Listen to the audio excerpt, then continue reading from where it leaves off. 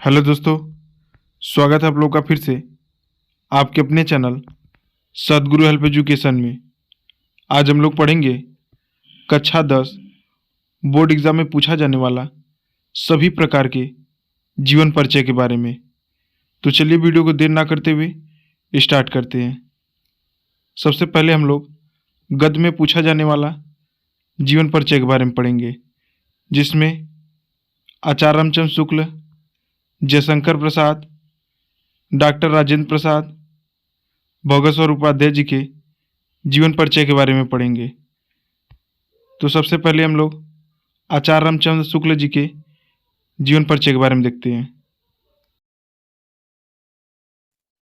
आचार्य रामचंद्र शुक्ल जी का जन्म सन 1884 ईस्वी में बस्ती जिले के अगोना नामक गांव में हुआ था।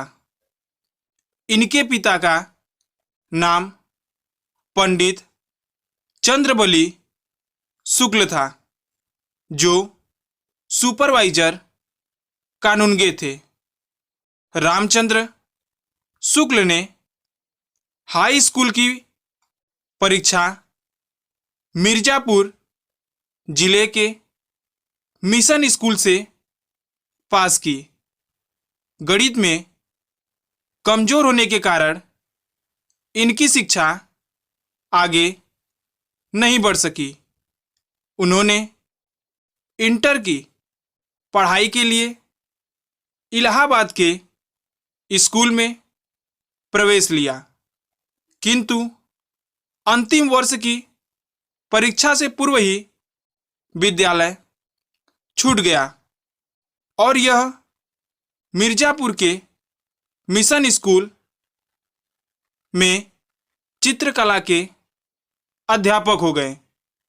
इसी बीच इन्होंने हिंदी, अंग्रेजी, संस्कृत, बंगला आदि भाषाओं का अच्छा ज्ञान प्राप्त कर लिया। इनकी नियुक्ति काशी के हिंदू विश्वविद्यालय में हिंदी के प्राध्यापक पद पर हुई।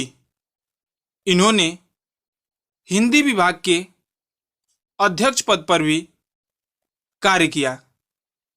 इसी पद पर कार्य करते हुए सन 1941 ईस्वी में इनका देहांत हो गया। अब इनके प्रमुख रचना के बारे में देखते हैं। सूरदास, रश्मिमांसा, त्रिवेणी आदि।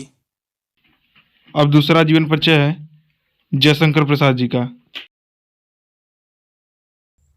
जयशंकर प्रसाद का जन्म 30 जनवरी सन 1889 ईस्वी को काशी में हुआ था। प्रसाद जी के पिता देवी प्रसाद स्वयं साहित्य प्रेमी थे। प्रसाद जी ने 9 वर्ष की आयु में ही एक कविता की रचना की, जिसे पढ़कर उनके पिता ने उन्हें महान कवि बनने का आशीर्वाद दिया। प्रसाद जी ने बाल्यावस्था में ही अपने माता पिता के साथ देश के विभिन्न तीर्थ स्थानों की यात्रा की। कुछ समय बाद ही इनके माता पिता की मृत्यु हो गई।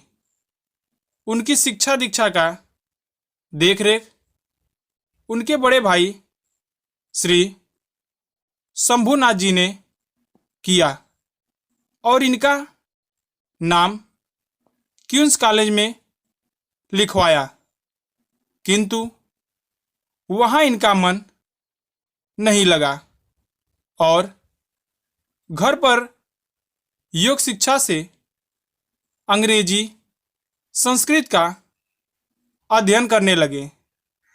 जब वह 17 वर्ष के थे, तभी उनके भाई श्री शंभुनाथ जी की मृत्यु हो गई। उन्होंने 3 शादियां की, किंतु तीनों पत्नी की भी मृत्यु हो गई। इन सभी असामयिक मौतों से अंदर ही अंदर टूट गए और संघर्ष व चिंताओं ने इनके स्वास्थ्य को हानि पहुंचाया, जिससे क्षय रोग से पीड़ित होने के कारण 15 नवंबर सन 1937 ईस्वी को इनका देहांत हो गया। अब इनके प्रमुख रचना के बारे में देखते हैं, जिसमें पहला है नाटक चंद्रगुप्त, स्कंदगुप्त, अजातशत्रु, ध्रुवसौमनी, कामना, एक घूट, प्रायश्चित, करुड़ालय आदि। दूसरा है कहानी प्रतिध्वनि, छाया, इंद्रजाल, आकाशदीप, आंधी। तीसरा है काव्य कामायनी, झरना, लाहौर, आंसू। अब हम लोग तीसरे जीवन परिचय के बारे में देखते हैं, डॉक्टर राजेंद्र प्रसाद जी के। डॉक्टर राजेंद्र प्रसाद का जन्म सन 1884 ईस्वी में बिहार राज्य के छपरा जिले के जीरादेई ग्राम में हुआ था। कोलकाता विश्वविद्यालय से इन्होंने एमए की परीक्षा उत्तीर्ण की। इसके बाद इन्होंने सन 1911 ईस्वी से 1920 ईस्वी तक कोलकाता तथा पटना हाई कोर्ट में वकालत की, परंतु गांधी जी के आदर्शों तथा आंदोलन से प्रभावित होकर वकालत छोड़ दिए, जिसके बाद यह भारतीय राष्ट्रीय कांग्रेस के 3 बार सभापति चुने गए और सन 1962 ईस्वी तक भारत गणराज्य के राष्ट्रपति रहे। 1962 ईस्वी में इन्हें भारत की सर्वोत्तम उपाधि भारत रत्न से अलंकृत किया गया। इन्होंने नागरी प्रचारिणी सभा और दक्षिण भारत हिंदी प्रचार सभा के माध्यम से हिंदी को समृद्ध बनाने में योगदान देते रहे। यह राजनीति, समाज, शिक्षा, संस्कृत, जनसेवा आदि विषयों पर इन्होंने अनेक प्रभावपूर्ण निबंधों की रचना की है और इनकी मृत्यु 28 फरवरी सन 1963 ईस्वी को हुई। इनकी रचना है भारतीय शिक्षा, गांधी जी की देन, शिक्षा और संस्कृति, मेरी आत्मकथा आदि। अब अगला जीवन परिचय के बारे में देखते हैं, भगवत स्वरूप उपाध्याय जी के जीवन परिचय के बारे में। डॉक्टर भगवत सरल उपाध्याय का जन्म सन 1910 ईस्वी में बलिया जिले के उजियारीपुर गांव में हुआ था। इनकी प्रारंभिक शिक्षा गांव में हुई। इसके बाद इन्होंने बनारस हिंदू विश्वविद्यालय से प्राचीन इतिहास विषय में एमए किया। यह संस्कृत साहित्य तथा हिंदी साहित्य के प्रसिद्ध उन्नायक रहे हैं। क्रमशः पुरातत्व विभाग, प्रयाग संग्रहालय एवं लखनऊ संग्रहालय के अध्यक्ष पद पर कार्य किया। भारत के प्रतिनिधि रूप में यह मॉरिशस में कार्यरत थे। इन्होंने 100 से अधिक पुस्तकें लिखकर हिंदी साहित्य को समृद्ध बनाने का प्रयास किया। इनकी सबसे बड़ी विशेषता यह है कि प्राचीन भारत के प्रमुख व्याख्याता होते हुए भी रूढ़िवादिता एवं परंपरावादिता से सदैव ऊपर रहे।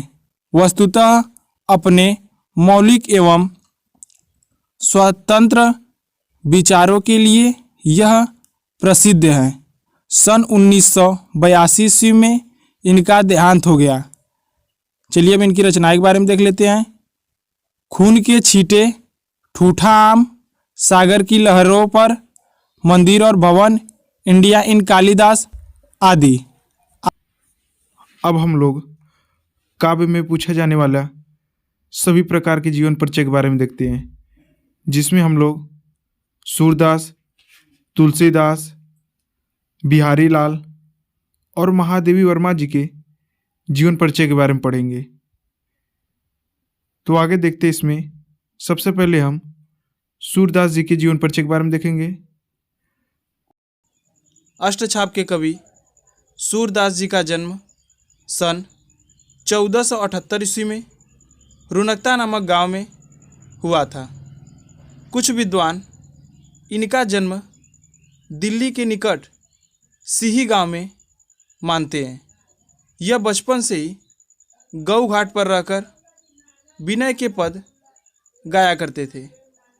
एक बार वल्लभाचार्य गौ घाट पर रुके और सूरदास ने उन्हें स्वरचित पद गाकर सुनाया, जिसे सुनकर वल्लभाचार्य ने इनको कृष्ण की लीला का गान करने का सुझाव दिया और वल्लभाचार्य के शिष्य बन गए। फिर गोवर्धन पर बने श्रीनाथ जी के मंदिर में कीर्तन करने लगे। वल्लभाचार्य के पुत्र विट्ठलनाथ ने अष्टछाप के नाम से सूरदास सहित 8 श्री कृष्ण भक्त कवियों का संगठन किया और सूरदास जी की मृत्यु गोवर्धन के पास पारसौली ग्राम में सन 1883 ईस्वी के लगभग हुई। अब इनकी रचनाएं के बारे में देखते हैं। सूर सरावली, सूरसागर, साहित्य लहरी। अब हम लोग तुलसीदास जी के जीवन परिचय के बारे में देखते हैं। गोस्वामी तुलसीदास जी का जन्म सन 1532 ईस्वी सावंत 1554 को चित्रकूट जिले के अंतर्गत राजापुर ग्राम में हुआ था। इनके पिता का नाम आत्माराम दुबे तथा माता का नाम हुलसी था। इनका जब जन्म हुआ तो यह 5 वर्ष के बालक मालूम होते थे और इनके दांत भी सब मौजूद थे, जिससे आश्चर्यचकित होकर इन्हें राक्षस समझकर इनके माता पिता ने इनका त्याग कर दिया, जिसके कारण पालन पोषण एक दासी ने तथा ज्ञान एवं भक्ति की शिक्षा संत बाबा नरहरि दास ने की और इनका विवाह रत्नावली के साथ हुआ। इनकी पत्नी एक बार इनको बिना बताए अपने मायके चली गई, जिसे जानकर तुलसीदास अर्धरात्रि में आधी तूफान का सामना करते हुए अपने ससुराल पहुँचे और इनकी पत्नी ने इसके लिए बहुत फटकारा, जिससे वैराग्य उत्पन्न हो गया। इसके बाद वह काशी चले गए। वहाँ इन्होंने शेष सनातन से वेद वेदांग का ज्ञान प्राप्त किया और अनेक तीर्थों का भ्रमण करते हुए इन्होंने रामचरित्र मानस की रचना की और 80 घाट पर सन 1623 ईस्वी सावंत 1680 को इनका देहांत हो गया। चलिए अब इनकी रचना के बारे में देख लेते हैं। इनकी रचना में है रामचरितमानस, जानकी मंगल, दोहावली, गीतावली, पार्वती मंगल, रामाज्ञा प्रश्न आदि। तीसरा है बिहारी लाल जी के जीवन परिचय के बारे में आप पढ़ेंगे।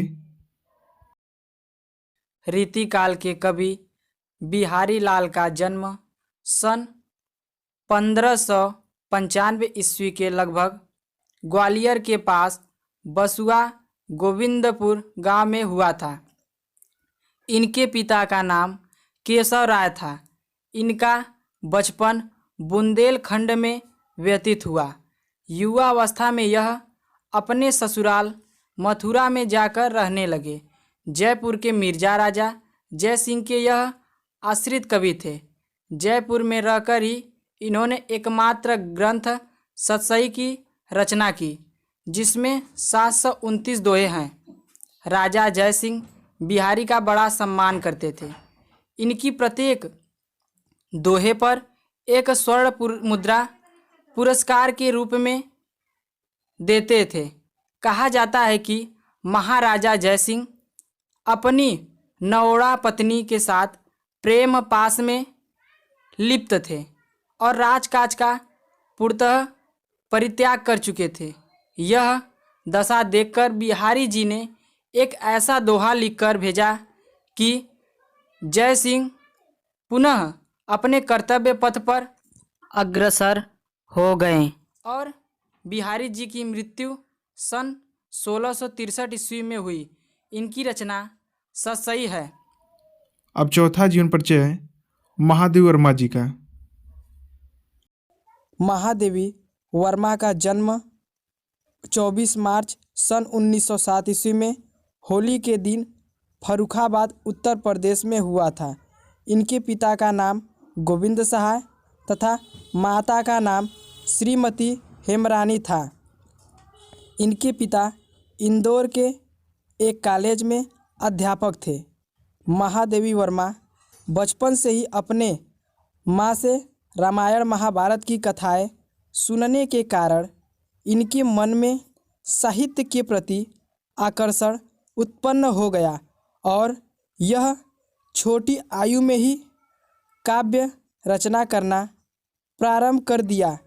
9 वर्ष की कम उम्र में ही इनका विवाह रूपनारायण वर्मा के साथ हो गया, किंतु इन्हीं दिनों इनकी माता का स्वर्गवास हो गया। इनके पति डॉक्टर थे, परंतु दाम्पत्य जीवन में इनकी रुचि नहीं थी। इन्होंने नारी स्वातंत्र्य के लिए संघर्ष किया। कुछ वर्षों तक महादेवी जी उत्तर प्रदेश विधान परिषद की मनोनीत सदस्या रहीं। दर्शन, संगीत तथा चित्रकला में भी इनकी विशेष अभिरुचि थी। भारत सरकार ने इन्हें पद्म भूषण अलंकार से सम्मानित किया। यह प्रयाग महिला विद्यापीठ के कुलपति भी रहे। इनका देहांत सन 1987 ईस्वी को हुआ। इनकी रचना साहित्य और कला, खून के छींटे, ठूठा आम, इतिहास के पन्नों पर, सागर की लहरों पर, मंदिर और भवन, इंडिया इन कालिदास। आज के लिए बस इतना ही। मिलते एक नए वीडियो में नए टॉपिक के साथ। धन्यवाद।